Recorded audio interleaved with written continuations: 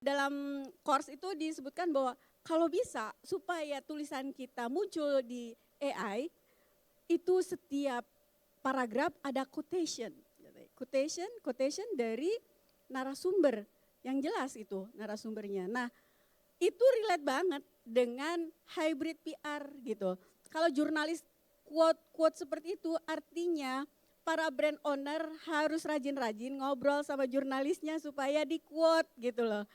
Itu artinya kan tetap AI butuh, tapi yang interaksi antara human, para pelaku, para praktisi, PR tetap kudu butuh untuk komunikasi dengan para jurnalis. Itu salah satu kenapa harus hybrid PR gitu ya. Itu pengalaman saya. Mungkin lebih detailnya kita akan dengarkan dari Mas Aksat. Tadi sudah disampaikan Dr. Aksat Rashid Naradipa, beliau adalah CEO No Limit, No Limit. Oke. Beliau akan menjelaskan tentang trust memang tidak tergantikan oleh AI. Yang kedua Bapak Elga Yulwardian, Mas Elga, beliau adalah CEO Evosites.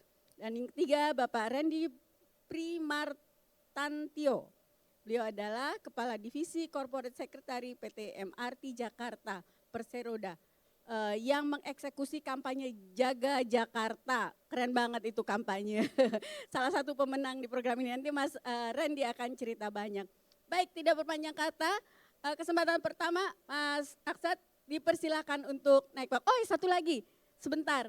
Ininya aturan mainnya nanti satu-satu maju lalu langsung tanya jawab, lalu penanya berikutnya. Seperti itulah kurang lebih. Baik, mohon tepuk tangannya untuk Mas Aksat.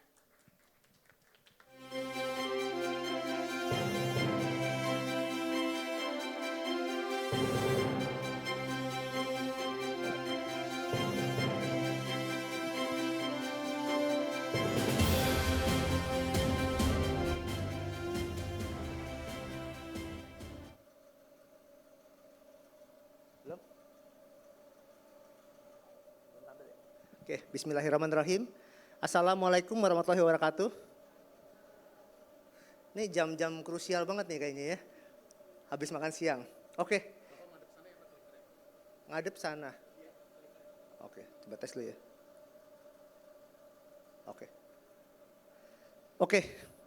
Jadi saya diminta sama teman-teman untuk sharing ya. Jadi ini sifatnya bukan menggurui karena saya yakin pasti di sini senior-senior, apalagi ada Mas Elga nih udah senior banget nih gitu ya. Teman-teman kayak saya yang paling muda di sini. Jadi gimana sih kalau dulu kita bilang ini AI ini gantiin kita nggak ya? Masih ada orang nanya kita pakai AI atau enggak? Kita boleh nggak pakai AI segala macam. Tapi pertanyaan hari ini itu udah nggak lagi kayak gitu. Pertanyaan kali ini adalah caranya kita lebih efektif pakai AI gimana? Beberapa kali juga misalnya saya jadi dosen gitu ya. Bukan lagi nanya kamu pakai AI atau enggak. Yang saya tanyakan adalah kamu ngepromnya gimana. Jadi yang akhirnya kita lihat adalah pola pikirnya mereka seperti apa. Sehingga akhirnya mereka bisa menghasilkan output yang seperti itu. Hari ini kita mau sharing gimana sih kolaborasi antara AI dan human di PR. Perkenalan diri dulu, saya lahir 90, makanya tadi saya bilang kayak saya paling muda di sini. Ini banyak senior-senior, saya nggak berani menggurui gitu ya. Cuman background saya S1 S2 di ITB Informatics. Jadi makanya wah AI ini kayak pas banget nih gitu ya. Terus kemudian S3 Marketing. Jadi kalau Bapak Ibu sering lihat di Instagram, TikTok kalau ada video bagus terus S3 Marketing gitu ya. Nah itu kayak saya tuh gitu ya. Susah kita kuliah malah jadinya meme di Instagram. Kebetulan juga kemarin sempat diminta di Perhumas jadi pengurus. Dan memang di situ akhirnya saya belajar tentang hari ini komunikasi dan teknologi itu sudah tidak mungkin bisa dipisahkan gitu ya.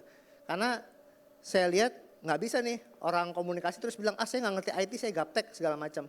Atau orang teknologi, orang IT terus dia nggak bisa komunikasi, itu juga nggak mungkin gitu ya.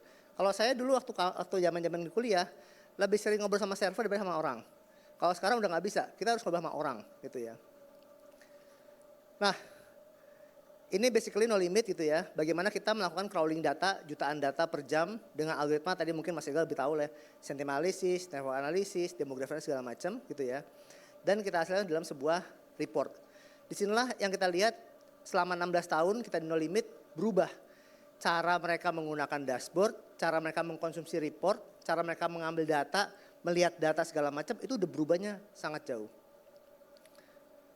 Ini berapa klien dari mulai government sampai swasta. Nah, sebelum tahun 2000, ini kebetulan banyak senior-senior gitu ya, generasi di atas saya, kita ngomongnya adalah kelangkaan informasi. Dulu namanya Telkomnet Instan, itu 56 kbps gitu ya, Telkomnet Instan CPD gitu ya. Sekarang udah 100 mbps Pak, Bu. Artinya 2000 kali lebih cepat. Jadi kalau dulu itu 56 kbps, itu berarti 2000 kali lebih lambat. Sekarang aja kita buffering, lihat YouTube buffering gitu ya, Instagram buffering, lagi ngupload susah segala macam. Itu kita udah ngeluh. Zaman dulu itu lebih parah. Dan kalau kita ngomong eranya zaman sekarang itu portal itu dulu mungkin cuma ada Kompas, Detik segala macam. Sekarang tiap hari bisa ada puluhan ataupun ratusan portal yang ada. Begitu pula kalau kita ngomong dari sisi konten. Sehingga pertanyaannya adalah gimana kita dapat informasi. Ini pertanyaan sebelum tahun 2000. Setelah tahun 2000, kita masuk ke namanya era information overloading. Di mana kita nggak butuh, kita dikasih. Dari mulai kita bangun tidur, ada pinjol, judol, dol-dol, pokoknya all semua tuh masuk tuh gitu ya. Ada Zeus lah segala macam gitu ya, petir, wah ini menang, depo segala macam gitu ya. Akhirnya challenge-nya adalah gimana kita bisa melakukan filter informasi. Dan dari sumber percaya. Sekilas saja, ini dalam semenit gitu ya, ada jutaan data, ada ribuan data. Artinya kalau misalnya kita, misalnya ada YouTube gitu ya, kita mau spending 24 jam kita liatin YouTube aja, dedikasikan hidup kita dengan YouTube, itu nggak bisa kita lihat semuanya. Karena apa yang diupload dengan apa yang kita punya itu nggak sebanding.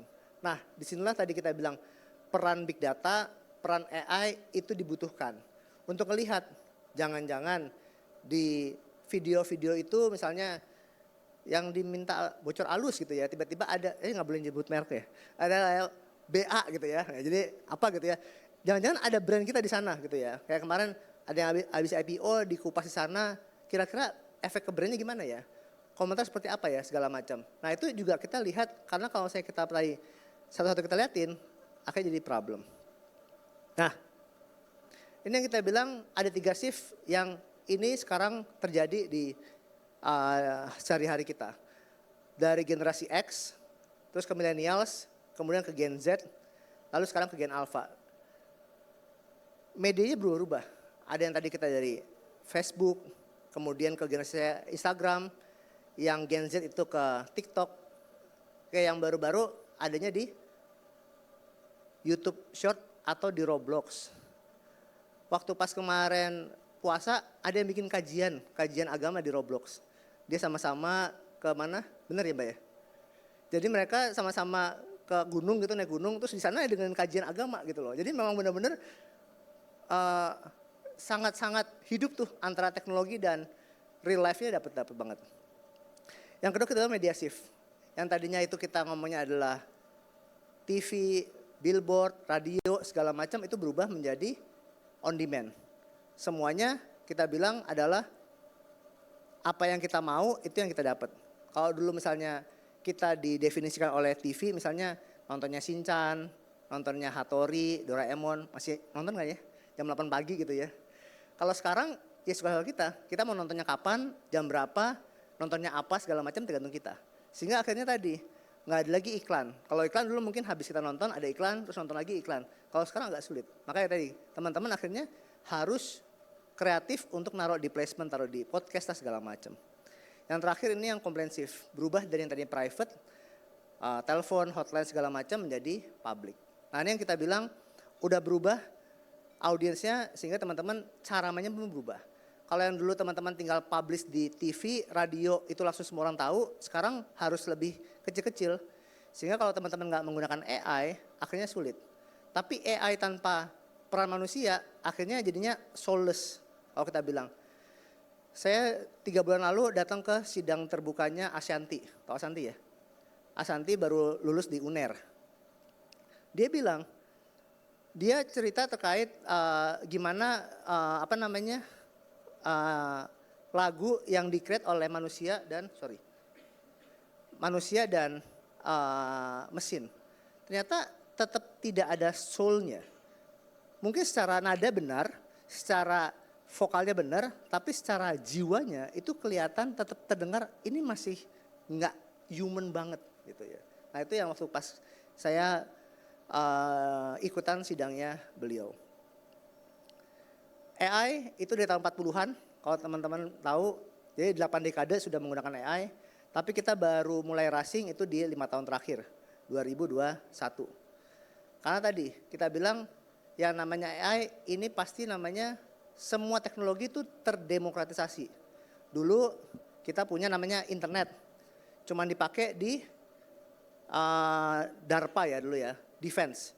Sekarang semua orang menggunakan internet. Namanya komputer, dulu udah ada mainframe gede-gede segala macam. Sekarang kita sampai ke level personal, bahkan ke level tablet. AI itu juga ada dari dulu. Tapi mulai 2020 ke atas itu mulai bisa dilakukan oleh personal, ChatGPT lah segala macam. Jadi memang kalau kita bilang ini pasti akan semakin terdemokratisasi, semakin maju sama kayak kita menggunakan internet, sama kayak kita menggunakan laptop, sama kayak kita menggunakan listrik. Udah pertanyaannya bukan lagi kita pakai atau nggak pakai, tapi cara makainya gimana, yang lebih beretika. Misalnya kayak kita ngomong internet gitu ya, caranya gimana? Ya mungkin ada pemblokiran untuk website yang nggak senonoh segala macam. Habis itu mungkin dibatasi sesuai age segala macam.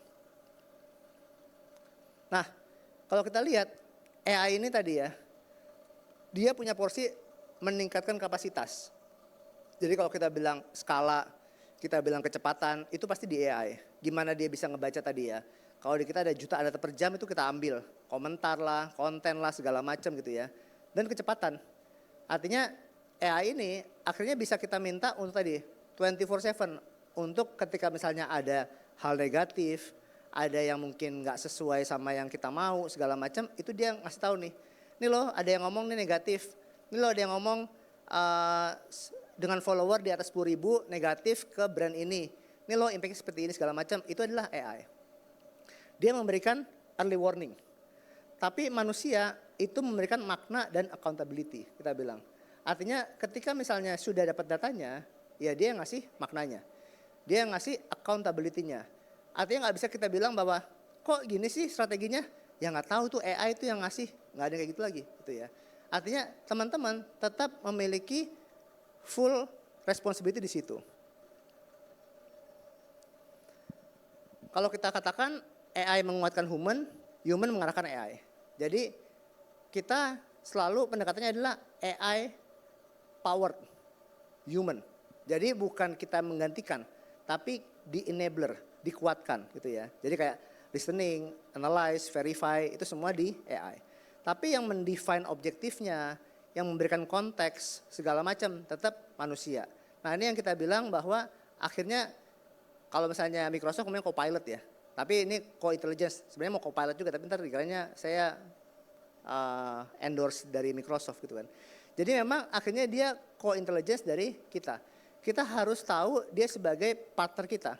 Saya pun kadang-kadang suka, Pak Kemal, misi Pak, sehat Pak. Suka ngobrol gitu loh. Karena saya itu sebagai CEO is a lonely person. Artinya kadang-kadang kita nggak bisa jelasin semuanya ke partner segala macam. Tapi dengan adanya kita bisa, saya kira-kira mau ekspansi nih ke Malaysia. Saya gini segala macam. Kira-kira apa ya loophole yang saya belum dapat? Apa ya kira-kira hal-hal yang saya antisipasi? Nah itu kita ngobrol, kita diskusi. Sehingga akhirnya kita tahu, kita nge-build bahwa oh ini hal-hal yang mesti kita antisipasi. Terus kalau kita bilang, oh saya kayaknya ada ide seperti ini segala macam deh. Kira-kira apa ya yang kira-kira masih belum saya pikirin. Nah itulah yang membuat kita akhirnya lebih kritis ya. Bukan cuma sekedar, saya mau ekspansi ke Malaysia, tolong buatin bisnis plan-nya. Nggak kayak gitu. Tapi kita harus tahu nih apa yang mau kita lakukan segala macam. Otentik. Nah ini kadang-kadang suka tadi ya. Kita bilang jangan kita cuma sekedar kita mau ekspansi, tolong bukan bisnis plan-nya sehingga akhirnya kita dapat semua tuh ya. Kalaupun dia diminta bikin 100 halaman, dia bisa bikin. Tapi tadi, otentik nggak gitu ya. Nah, otentik ini akhirnya tadi, yang pertama adalah benar, kemudian kontekstual. Ini paling penting. Kadang-kadang ketika kita ngomong AI, dia generik. Mungkin tadi dia ngambil dari yang lain, dari Wikipedia lah, sosial media lah, source lain. Sehingga akhirnya kontekstualnya nggak dapat. Sama paling penting adalah kesesuaian. Institusi kita itu punya karakter gitu ya. Mungkin ada yang lucu, ada yang mungkin serius, ada yang mungkin seperti apa. Nah ini yang kita jaga. Jangan sampai ketika kita membuat sesuatu, entah misalnya press release lah, entah misalnya slide, entah misalnya plan, strategi apapun, nyata nggak sesuai dengan karakter dan institusinya. Dan terakhir ada pemilik, ini penting. Saya sering kadang-kadang ketika misalnya saya nggak yakin dengan jawaban AI, saya bilang tolong dong kasih source-nya. Dan tolong kamu state mana yang kamu yakin, mana yang nggak yakin, mana yang kamu ngarang. Itu kita bisa ngomong ke dia. Sehingga akhirnya tahu nih, oh bagian ini yang saya sebenarnya hanya asumsi. Bagian ini yang ada source-nya, ini source-nya. Bagian ini yang sebenarnya nggak ada source-nya. Terus direvisi lagi sama dia. Nah ini penting. Jadi ketika kita ngelakuin prompt, dapat hasilnya kita audit ulang. Nah, gimana sih AI itu bisa improve effectivity dari PR? Dari sisi waktu, udah pasti kita dari jam itu ke menit ya, bahkan ke detik. Scale-nya itu bisa jutaan data per jam. Akurasi udah pasti kita ngomong pattern dan evidence gitu ya. Konsistensi tadi, ini dia bisa kita pecut gitu ya. Selama kita punya tokennya mah kita ada terus gitu ya. Sama proaktif dan dia learning. Jadi kalau kita bilang ROI-nya, tentu kita bilang ada waktu yang dihemat, ada resiko yang dicegah. Karena tadi kita punya early warning, sebelum misalnya itu jadi makin besar, dampaknya kita udah tahu. Sama keputusan yang menjadi lebih baik. Kenapa lebih baik? Karena tadi kita mengolah, kita punya namanya co-intelligence. Sehingga akhirnya kita dapat bahwa oh ini yang kita bisa antisipasi, ini yang kita mesti perhatikan. Terakhir kita ambil contoh, kita ngomong tourism gitu ya. Kita diminta ke Menpar, bikin waktu itu kita ngomong 10 Bali baru. Gimana dia menciptakan Bali gitu ya. Di sini ada 3A, ada accessibility, amenity sama atraksi. Artinya orang ketika dia mau masuk ke sebuah, dia mau melakukan destinasi, dia pasti mempertimbangkan 3A ini. Gimana ke sana, accessibility, amenity artinya di sana itu mungkin akomodasi seperti apa, hotelnya bagus atau enggak, bersih atau enggak, aman atau enggak, segala macam. Yang ketiga adalah atraksinya. Di sana ngapain aja, nonton tari kecak, kulineran, snorkeling, trekking, segala macam. Ternyata dari sini yang paling berdampak adalah terkait security.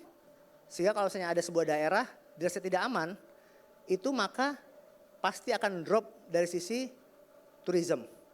Nah ini yang kita lihat setelah kita running datanya sekian tahun, sekian juta data segala macam, kita tahu nih.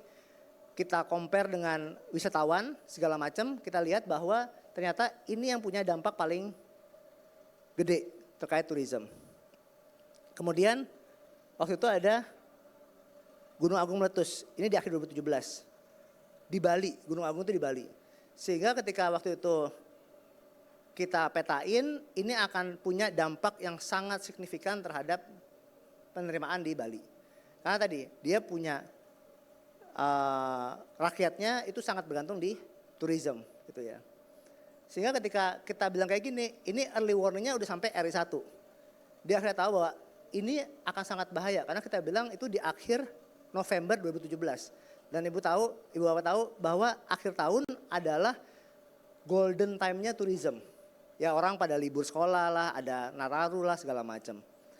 Dan nggak nyampe sebulan, Pak Jokowi bikin ratas di Bali. Artinya apa? Dengan dia tahu bahwa oh ternyata ini akan dampaknya signifikan loh.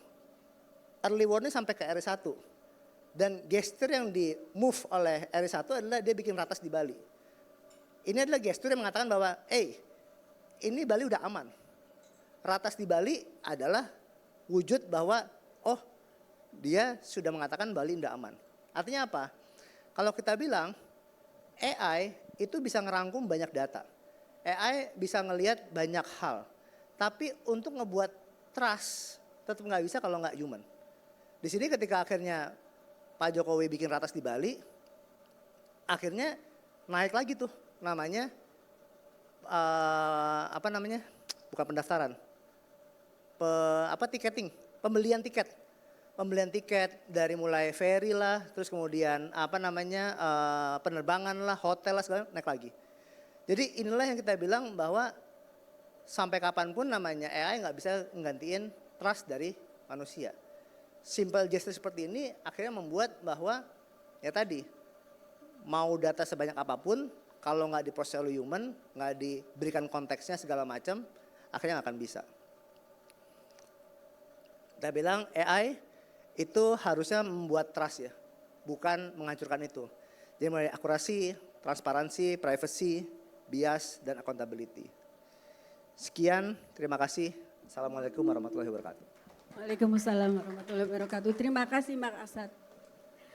Kita open diskusi ya. Dipersilakan ibu-ibu, bapak-bapak kalau ada yang mau bertanya tentang AI. Kalau belum, saya yang nanya dulu. Mas Aksad, Siap. di Indonesia, Mas Aksad ini sebelumnya juga di Perhumas ya Mas ya? Ya. Menjadi salah seorang pengurus di Perhumas. Makanya itu title-nya pernah punya sertifikat AMEC juga. Siap. Sepengetahuan Mas Aksad, berapa banyak sih perusahaan di Indonesia yang divisi komunikasi dan PR-nya itu sudah menggunakan AI? Dan levelnya sudah sampai advance kah atau baru awal-awal aja atau bagaimana? Oke, jadi kalau misalnya kita ngomong perusahaan ya, kalau misalnya mungkin ini perubahannya sangat cepat Bu.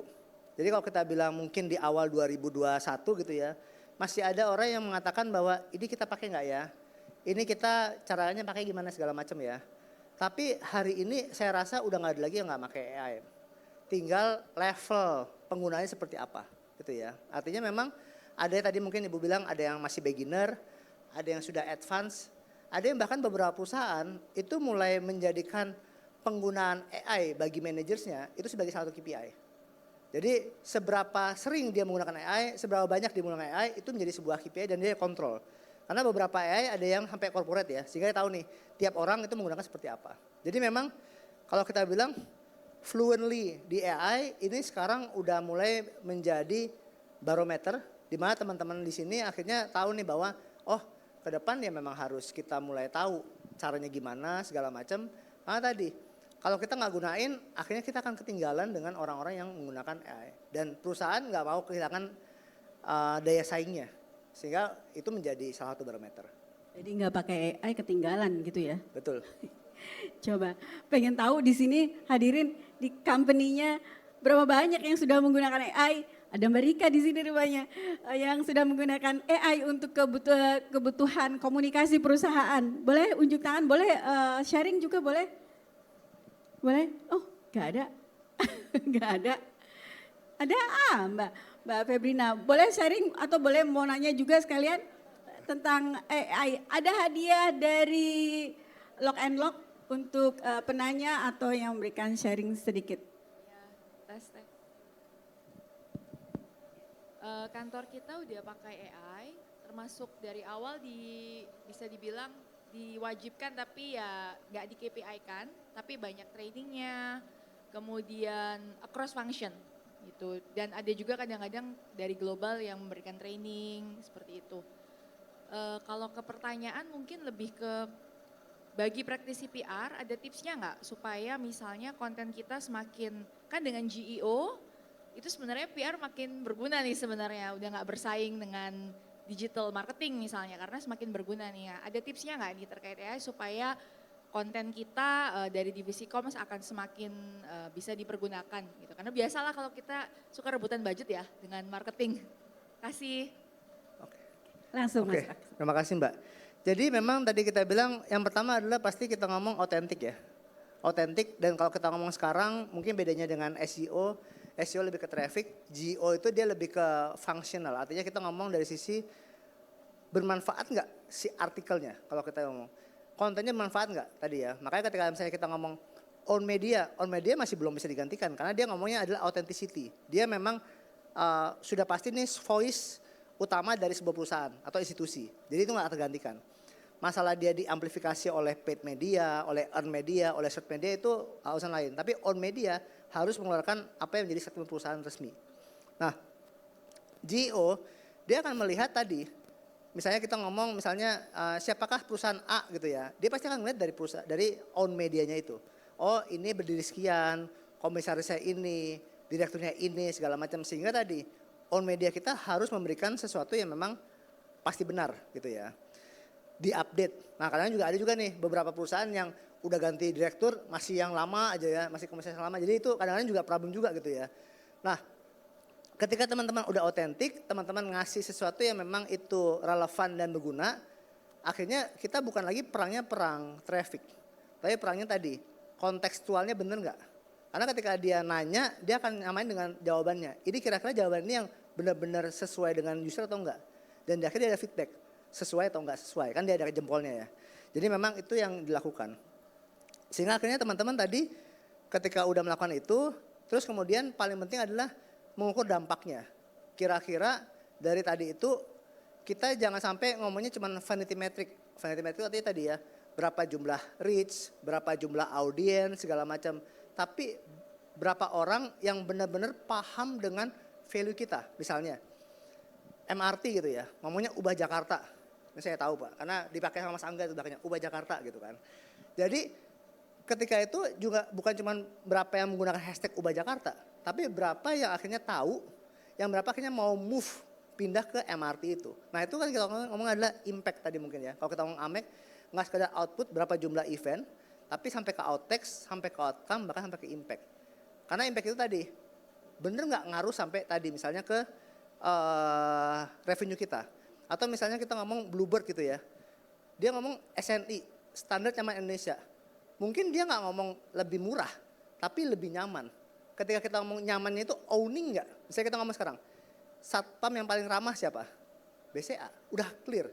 Nah artinya ketika misalnya BCA itu ngomong ramah, Bluebird ngomong nyaman, bener nggak orang itu nyaman di sana? Nah itu yang menjadi KPI mereka. Bukan cuma sekedar, ada banyak kok yang ngomong Bluebird, tapi ada berapa orang yang ngomong nyaman di Bluebird. Nah, itu beda. Jadi memang akhirnya kita tahu nih, kita nge-define bukan cuma sekedar metrik yang sekedar berapa jumlah audiens, tapi berapa yang punya impact ke perusahaan kita. Luar biasa ya, bisa ngukur impact loh. Dan itu cepat ya. Salah satu impact komunikasi bagi brand atau perusahaan adalah positioning company pas sesuai dengan yang positioning itu ada yang di benak target audience sesuai dengan memang apa yang diinginkan oleh perusahaan dan itu bisa langsung kita ukur gunakan AI. Tapi catatannya tadi itu harus relevansinya tuh harus pas betul. Audit hasil AI itu sangat-sangat dibutuhkan. Begitu ya Mas Aksan. Oke, satu penanya lagi kalau misalnya ada yang mau bertanya atau mau menambahkan. Oke, kalau tidak mungkin disimpan buat penanya berikutnya. Mas Aksa, terima kasih banyak atas sharingnya. Sebentar sebelum turun ada sebentar. Li. Oke.